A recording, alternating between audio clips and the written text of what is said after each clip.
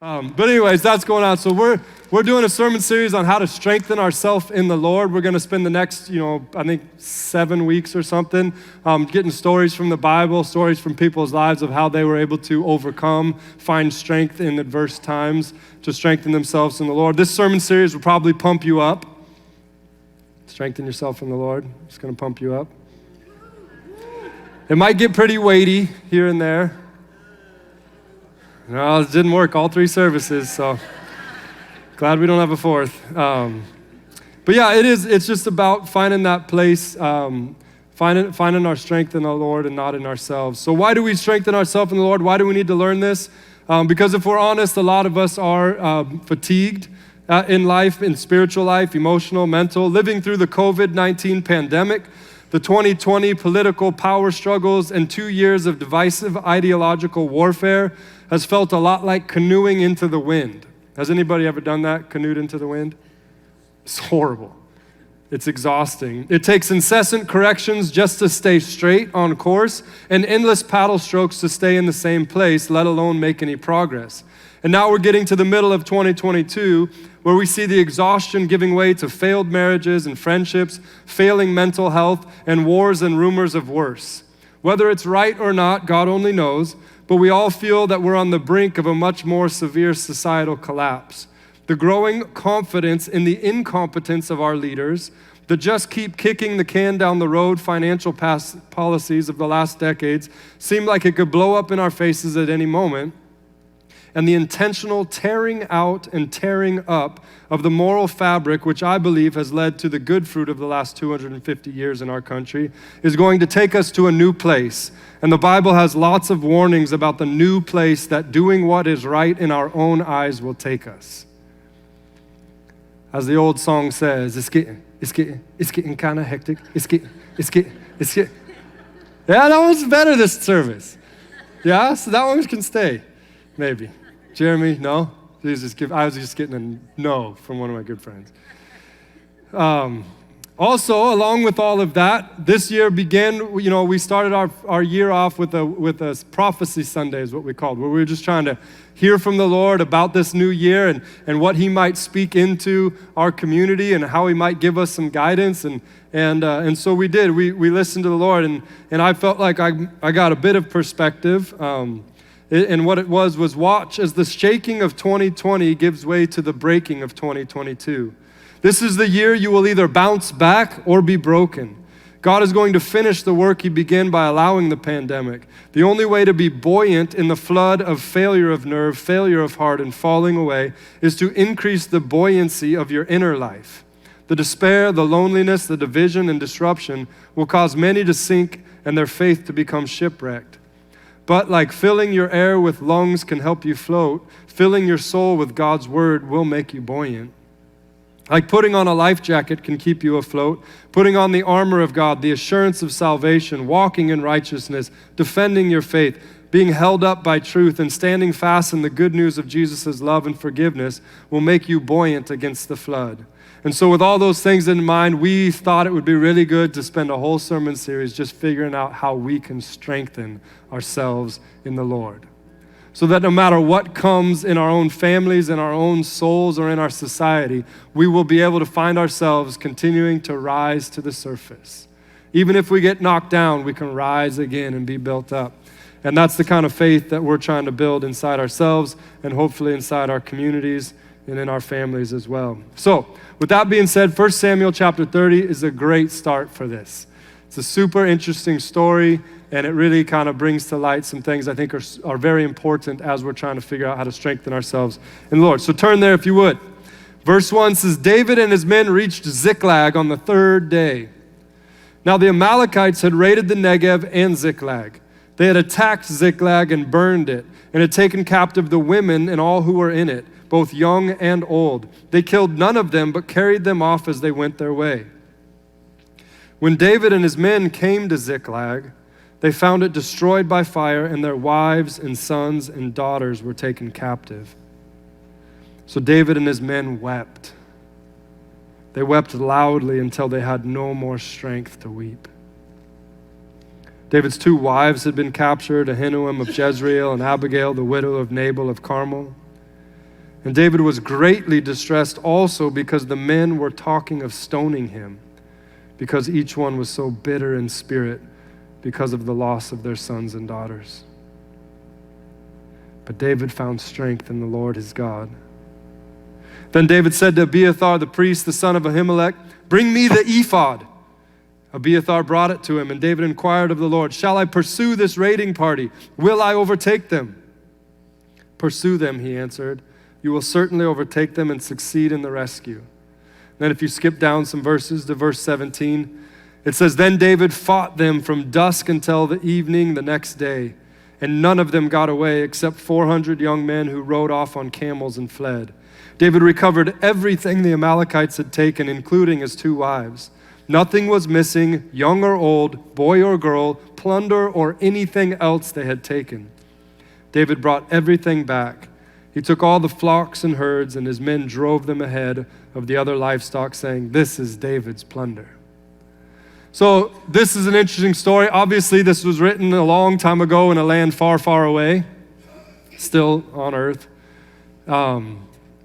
And it was a completely different cultural reality, so we have to be careful to take all of our cultural lenses and norms and apply them to them. They were living a different situation. And so the story is trying to teach us some things, more of a story than actually specifics. For instance, David had 2 wives. This is not the Bible saying 2 wives is good. In fact, every time someone has more than 1 wife in the Bible, it works out horribly. People are doing weird things with the scriptures these days, so you got to say things like that.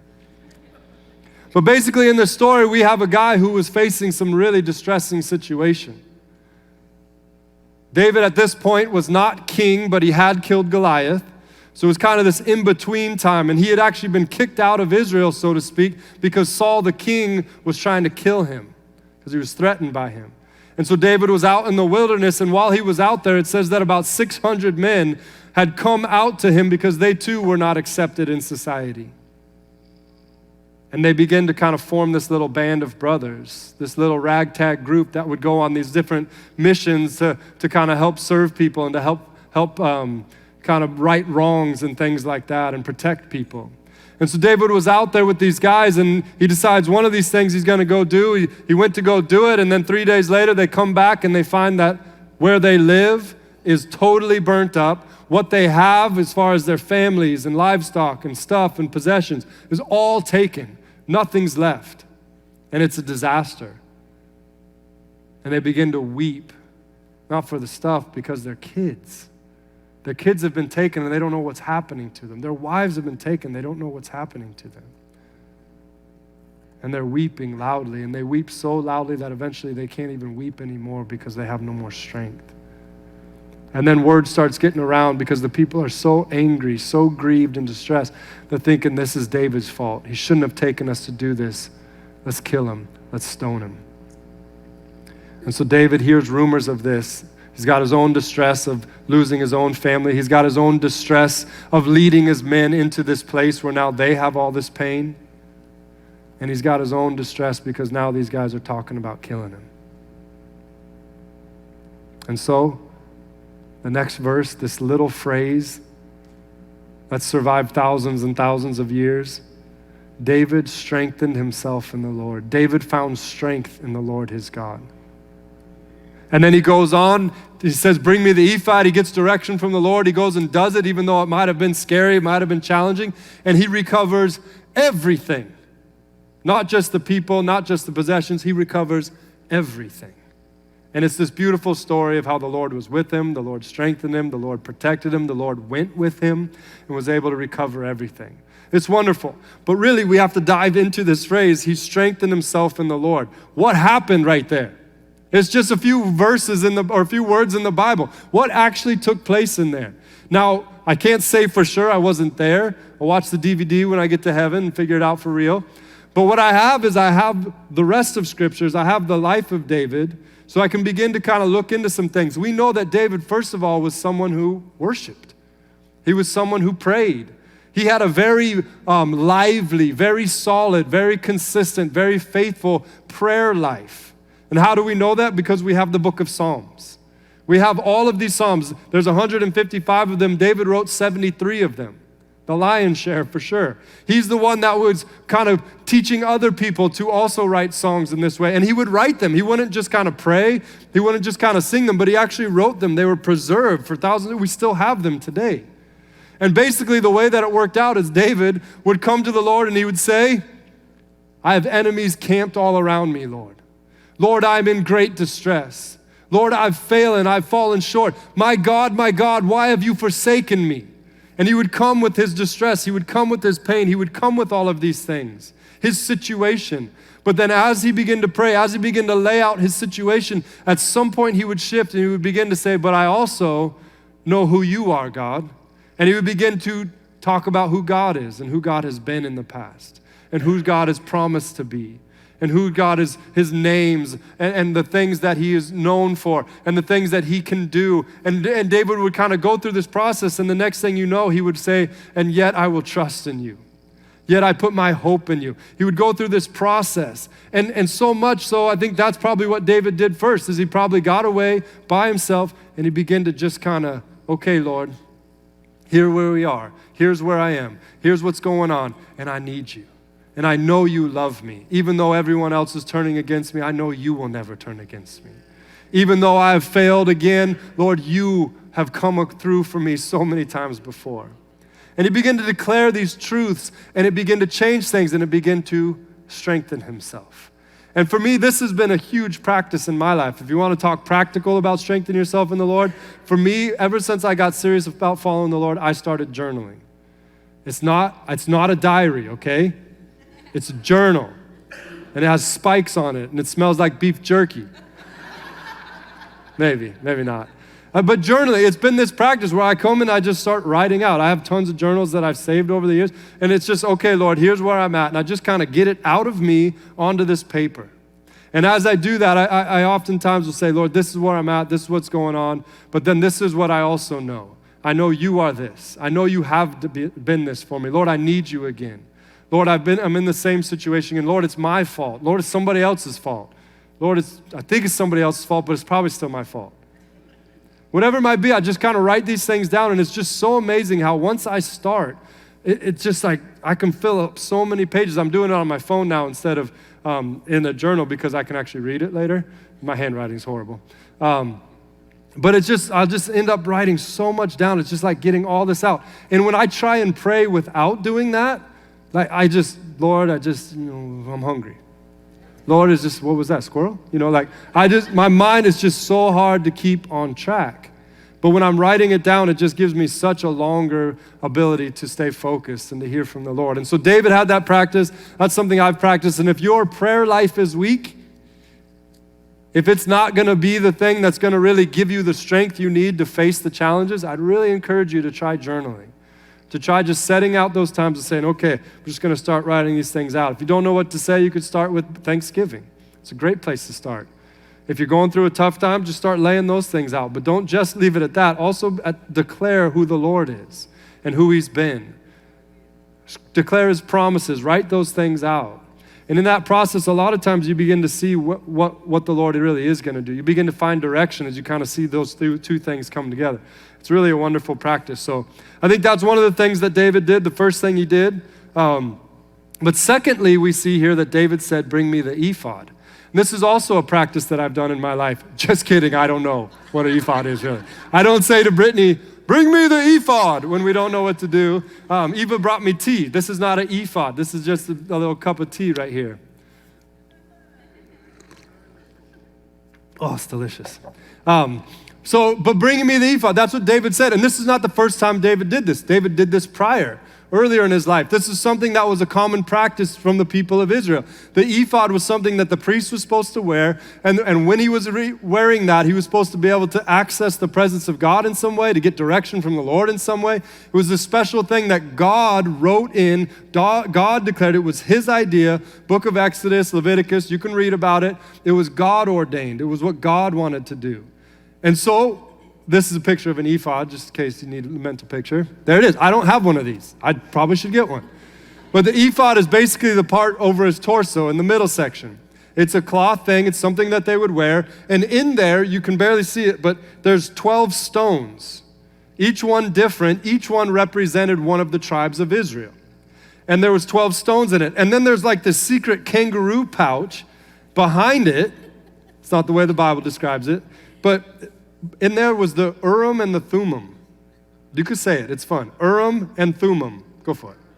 You got the Tohu Vabohu last week, you got the Urim and the Thummim this week. It's fun stuff. The Urim and the Thummim, this is a fascinating, bizarre study in the biblical narrative of what's going on here. These Urim and the Thummim, they mean like light and clarity or light and shiny. And somehow the Talmudic tradition believes that there was something unique and mysterious about this where these stones would light up in a certain way to kind of answer questions. You know, you almost think like one of those magic 8 balls. Should I go to this thing? You will die. Okay, no, don't go. You know, like, but it's something like that where even in one, it talks about even, you know, what tribe shall go up first? And then like the tribe of Judah would light up. And so they were like, Judah, you go first. Now again, I don't know. I don't understand this. The more I've studied, the more I get confused. But there was something to this where it was like this supernatural guidance that the people would get from this ephod connected to the priest. And so, you know, the Old Testament is full of pictures of New Testament principles.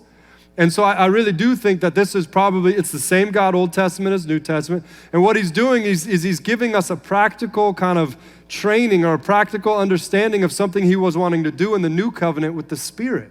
That the Spirit of God would come and dwell inside us. And that Spirit comes and dwells inside us, he begins to lead us into all truth. That somehow we are inspired in one direction or another through different things that show up in our lives. But it's his guiding us. It's his teaching us. It's his leading us into the places that he wants to go, like he would do in the Old Testament through the ephod. So, I'm not saying go out and get an ephod. If you want to, that's cool, whatever. But David in this point was saying, I need to hear from the Lord. I want guidance from the Lord. So bring me the priest, bring me the ephod. And so Abiathar and the priest brought that baby in. And they began to seek the Lord together. And sure enough, the council came out. I know one of our friends is snoring here, just in case anybody, sometimes it's distracting. I know it, and it's totally fine. And he's a good guy, so you don't have to be concerned about it. We'll just keep going. But anyway, so David brought the question to the priest, said, shall I go and recover them? Shall I stay here? I don't know what to do. And the priest said, yes, you should go recover your family, and the Lord is with you. He'll give you success. And so they go, they recover everything, they come back. And so the second thing, one is I think the worshiping the Lord, the prayer, the journaling, those things are ways we could strengthen the Lord. The second way is to really figure out what the Lord's will is. You will never be in a stronger, safer, more free place than when you are in the will of the Lord for your life. Never. There are a lot of other theories out there. There are a lot of other suggestions out there that if you do you'll find freedom. That if you'll figure out how to belong to yourself, you'll be really strong and powerful. If you can go through self-realization, then you will really begin to find your true power. Like that, these are common thoughts, and maybe they're expressed in different ways, but this is really what our culture is trying to teach people at this time. That's where freedom is. That's where fulfillment is. That's where power is. But what the Bible teaches is that the will of God, when you're in his will, that's where you will find your greatest freedom. The Angulos, they're going on this trip. They don't know what they're getting into. They're comfortable and strong here, but they got to go because they don't want to be anywhere else the Lord's not leading them. Because that's ultimately where you're going to find the greatest fruit that you long for. And so David was able to figure out what the will of the Lord is. And as he walked in that, not only did he find, his own strength coming up, but he found that supernatural strength. He found the Lord was fighting with him. And that's why it's the best place to be. Not because you get some sort of supercharge, but because when you're going the Lord's way, the Lord's going with you. He's going with you, and he's strong. He's totally strong. This is the way I wrote it out. It seems like in today's cultural moment, people are trying to find strength or power or freedom, not by surrendering or submitting to God's will, but by trying to bend their environment around them to their own will. Somehow, if they can figure out how to get either all the people that affirm whatever their will is, or if they can get some sort of Google research study to affirm what their will is, then they'll really be on the right track. And they need to cut out all of the things that are in opposition to their will, and then they'll be truly free. But that's not what the Bible teaches at all. Now, this next part might sound a little controversial, so bear with me, and really do. I'm inviting you to email me for further discussion if some of these things are a little bit hard to grasp or a little bit challenging for your situation. But one example of this, that there's this battle of wills going on, is in the area of sexuality. People are being told that they can truly feel free and powerful if they live into their sexual desires or orientations. This is in opposition to what the Bible teaches to be God's will. Though you may get a rush at first, though you may feel free or powerful for a season, though you might get a lot of groundswell behind you from the cultural moment that we're living in, the Bible teaches that it will end in ruin, not just for you, but for all those you love. Just like David, his decisions led the people, not just him and his own family, but all of his men and all of their families. The ruin was great. Belonging to yourself, self-realization, fulfillment by oneself, you do you, strengthening yourself in yourself will not get you where you want to go. It will lead to emptiness. Jesus taught us a different way. He taught us to pray, Father, not my will, but your will be done. And this was not easy for Jesus. It was as if Jesus was saying to the Father, right now, my will wants something which is not what you're wanting for me. This is fascinating. Jesus Christ, the sinless one, God in the flesh, was actually saying to his Father, I don't want to go to the cross. I don't want to do this thing. And the challenge, the struggle between what he wanted, his desires, and the Father at that moment was so intense, he was sweating blood. So Jesus knows that some of the things you are struggling with, some of the internal orientations or desires that you have are so strong and so familiar to you that it is almost hell to try and go a different way. God understands that. Jesus knows that. He experienced the same thing in that garden. The temptations that we experience are real and they're intense. And God's not trying to take away from any of those things. Yet he's trying to help you understand that if you go that way, you will find yourself in ruins. But if you can turn and go my way, then my strength will be with you and will get you to that green pasture and still water. We'll get you to that place where you actually not only feel like you're an overcomer, but everyone around you can say, wow, look what the Lord has done. Jesus himself had to go through that as well. Jesus said to the Father, I choose your will over mine. I surrender. I put my trust in you. Let me not be ashamed and let not my enemies triumph over me. When we are in line with God's will, we'll not only avoid ruin, but we'll also find his strength flowing in us and through us. Like when Jesus said, take my yoke upon you, the imagery there is of two cattle or two oxen, and they're both pulling this heavy weight. And as they're yoked together, their strength is combined so they can go. And so Jesus is saying, come take my yoke upon you. Because your strength, you're not going to pull anything. You're not going to make it anywhere, and you're going to run out of gas really fast even if you do move the thing. But if you yoke yourself to me, and we start pulling in the same direction, you're going to find your strength much more than doubled. You're going to find your strength coupled with my strength, and we're going to get somewhere beautiful. He will be pulling with you, and he is so strong. This is truly how we will strengthen ourselves in the Lord, by getting in line with his will and his heart and his desires for us and for this world. So how do we know God's will? How can you and I, with our brains and lack thereof, with our experiences and lack thereof, in all the cultural confusion, all the different ideologies, how can we know God's will? Well, like that ephod, God has given us his Spirit. Jesus said, I must go so that the Spirit may come so he can lead you into all truth. And God does lead us by his Spirit. And we can develop that, how to hear from the Lord and walk in his ways. But another way that is so wonderful and so beautiful is he's given us his scriptures. The scriptures teach us what God's will is. so often. So it's a great place to start. It's a really important place to start.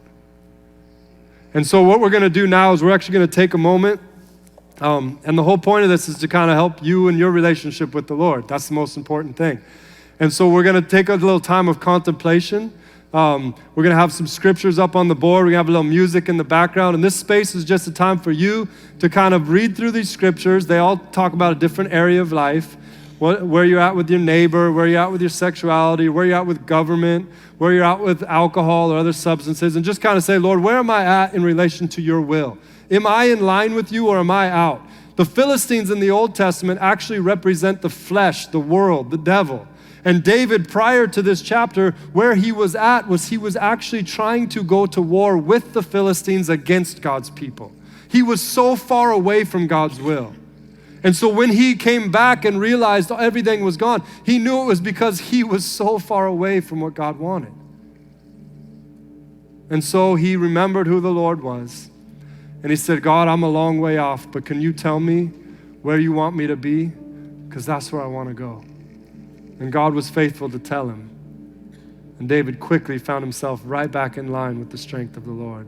And so no matter where you might be in relation to his will, this isn't so you to feel bad. This is so you can just take that assessment and get back in line and hear what he has for you and start walking in that, which will lead to a lot of strength in the day of opposition. So take advantage of this time. Be at peace. And then we'll close with the song and we'll take communion together at the very end.